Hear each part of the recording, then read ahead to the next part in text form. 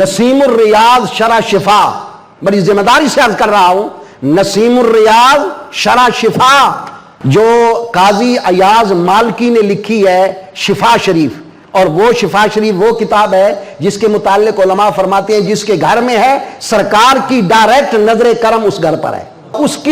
اس کی شرح جس کا نام ہے نسیم الریاض، اور لکھنے والا کون ہے؟ علامہ شہاب الدین خفاجی۔ وہ نسیم الریاض کے آخر میں لکھتے ہیں کہ جو سیدنا امیر معاویہ رضی اللہ تعالی عنہ کے متعلق کم و بیش کہتا ہے تو وہ جہنم کے کتوں میں سے کتا ہے۔ ارے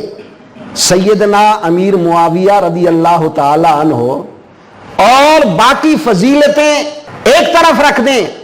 ان کو جو صحابیت کا درجہ حاصل ہے، میں نے گزشتہ جمعے میں عرض کیا تھا، تمام کائنات کے غوث، کتب، ابدال، اوتاد، اقطاب جمع کریں، سب کے سب مل کر میرے مصطفیٰ کی صحابی کے قدم سے لگی ہوئی مٹی کا درجہ بھی نہیں پا سکتے۔ تو حضرت سیدنا امیر معاویہ رضی اللہ تعالی عنہ،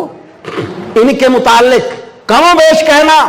اپنے ایمان کو ختم کرنا ہے۔ اور دوسری بات دیکھیں، اللہ نے سورہ حدید، قرآن پاک عرض کر رہا ہوں، سورہ حدید میں اللہ تعالیٰ نے فرمایا کہ صحابہ کے دو فریق ہیں، دو گروہ ہیں۔ اللہ تعالیٰ نے فرمایا ایک گروہ وہ ہے جو فتح مکہ سے پہلے ایمان لایا سرکار کی ذات پر، اور اس نے جہاد کیا، اپنا مال اللہ کی راہ میں خرچ کیا،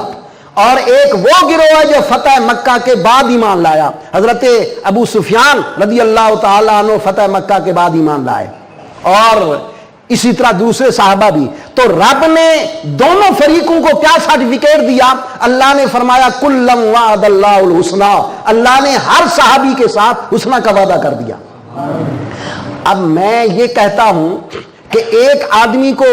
مثال کے طور پر ہمارا پیر اچھا کہے، ہمارا استاد اچھا کہے، ہم اس آدمی کی تردید کریں تو ضمناً ہم اپنے استاد کی تردید کر رہے ہیں، اپنے شیخ کی تردید کر رہے ہیں۔ ارے ذرا خیال تو کرو، حضرت امیر معاویہ رضی اللہ تعالی عنہ، حضرت اماں عائشہ صدیقہ رضی اللہ تعالی عنہا کے متعلق کم و بیش کہنا، یہ تو رب کو نعوذ باللہ جھٹلا رہے ہو۔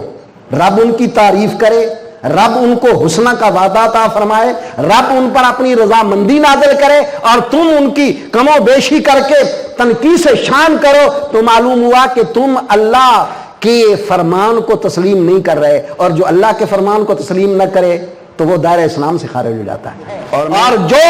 میرے مصطفیٰ کے کسی صحابی کو کم و بیش کہتا ہے، ہم اس کی بات سننے کو تیار نہیں ہیں، کیونکہ وہ ہمارے مصطفیٰ کریم صلی اللہ علیہ وسلم کے صحابہ کے متعلق کم و بیش کہتا ہے۔ آج کا 14ویں صدی کا خواہ وہ کتنا بڑا جید عالم ہو، کسی صحابی کے متعلق وہ کوئی بات کرے، کم و بیش کہے، نہ ہمیں اس کے علم کی پرواہ ہے، نہ اس کے درجے کی پرواہ ہے۔ ہمیں اگر پرواہ ہے آخرت کی ہے، آخرت بنتی ہے مصطفیٰ کے صحابہ کی عزت کے ساتھ۔